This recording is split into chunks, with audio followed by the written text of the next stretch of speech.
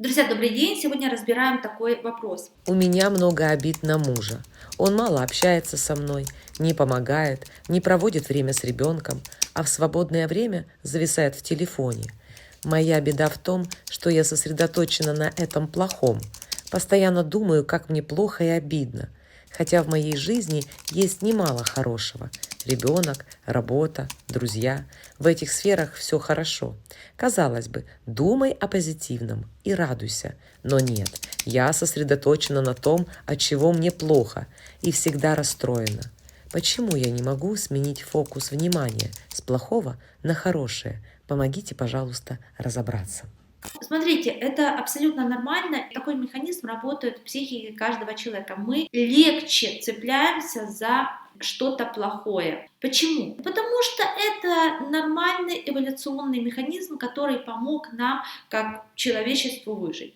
Наши с вами далекие предки должны были фокусироваться на опасности, на том, где их подстерегает какой-нибудь тигр или другой хищник, а не на том, какое прекрасное небо, солнышко или звездочки, правда? Потому что те, кто любовались природой, ну, скорее всего, не выжили и не передали свои гены дальше, да, своим детям. Ну, это известная в мире психологов истина, что человека привлекает и внимание удерживаться на чем-то плохом. В Библии есть цитата про то, что грехи там переходят как-то, там 7 поколений держится, что-то такое. Но она примерно про это. Вот эта плохая информация, она более устойчива. То же самое новостные каналы. До войны самый высокий рейтинг в Украине был у канала ТСН News, где бесконечно рассказывали про каких-то, кто кого муж жену убил, жена бабушку зарезала, изнасиловала и так далее. Вот это бесконечная какая-то вот такая вот хрень, извините. Это был самый высокий рейтинг. И так во всем мире. Вне зависимости от ментальности народа и так далее. Это просто такая типичная психологическая история. Поэтому то, что с вами происходит,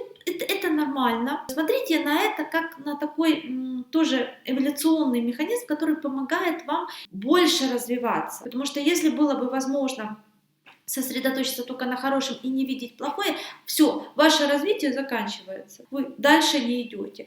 Поэтому я предлагаю вот так на это смотреть. Отношения с мужем — это, правда, важная часть жизни. Это как если бы, не дай бог, у вас сломана нога, она болит и она не функционирует, а вы говорите: а почему я не радуюсь, что у меня другая нога работает, 2 руки работают, глаза видят и так далее? Потому что нога — это важно. И, конечно, можно как-то вот без этого, но это уже не очень-то полноценно, правда?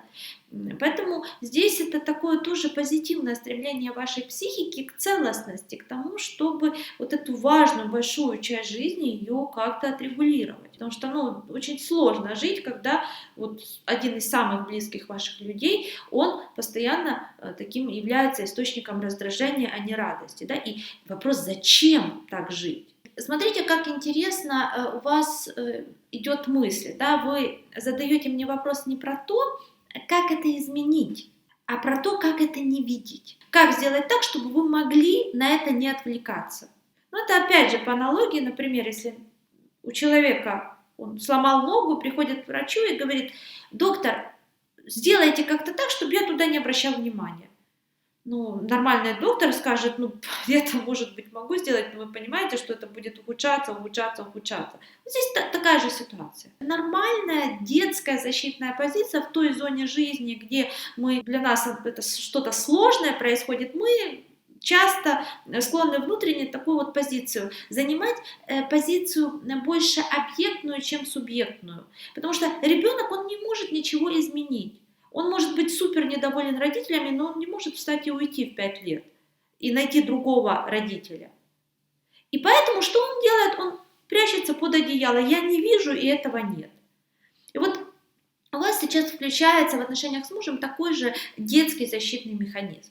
И я предлагаю вам подумать о том, каким образом вы решаете ситуации, где что-то вас не устраивает, например, в рабочей обстановке, да, вы пишете, что с работой у вас все ок. Там вы используете какие-то другие стратегии стратегии из вашей взрослой части. Механизм вашей самопомощи, как вы можете себе помочь внутри, это взять вот эти стратегии вашей взрослой части и переложить на ситуацию с мужем.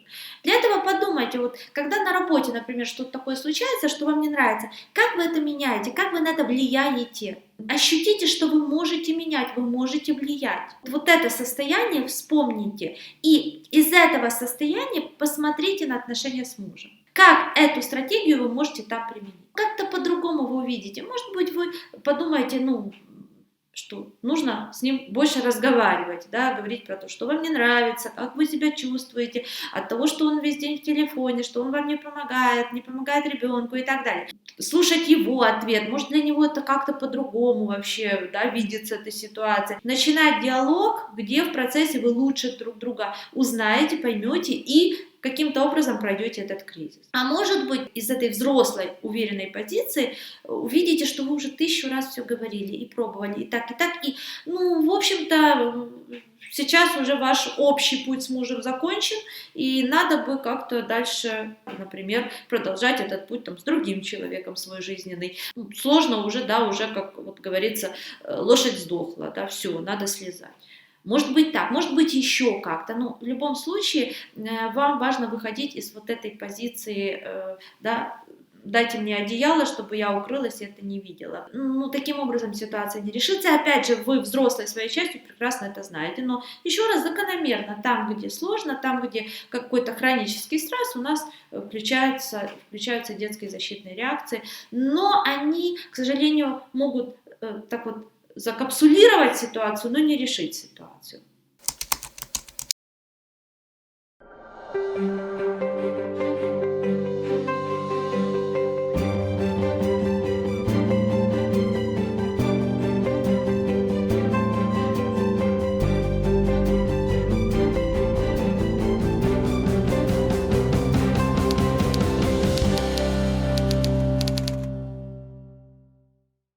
Второй момент – это то, что ваш муж, по крайней мере, то, как вы его видите, это не только про вашего мужа, реального внешнего человека, а это и про ваш внутренний образ. То есть мы не можем ничего такого в другом увидеть, чего нет внутри. Да? Вот этот такой образ должен быть внутри. И с уходом реального мужа этот образ внутри никак никуда не денется, он останется.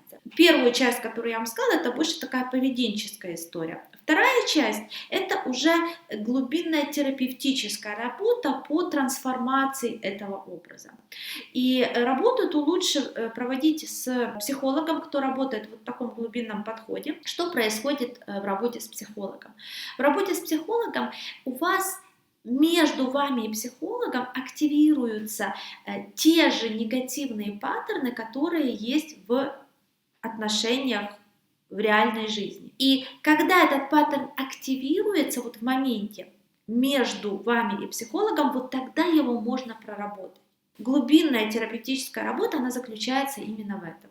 Не в том, чтобы, научить вас жизни или дать какие-то техники или еще что-то, а в том, чтобы активировать в моменте, да, проявить вот эти внутренние негативные сценарии и тогда их проработать. Это уже такая работа, которая дает, такую условную гарантию, что следующие отношения или те же отношения в будущем, они не будут повторять вот этот негативный сценарий, который вы сейчас проживаете.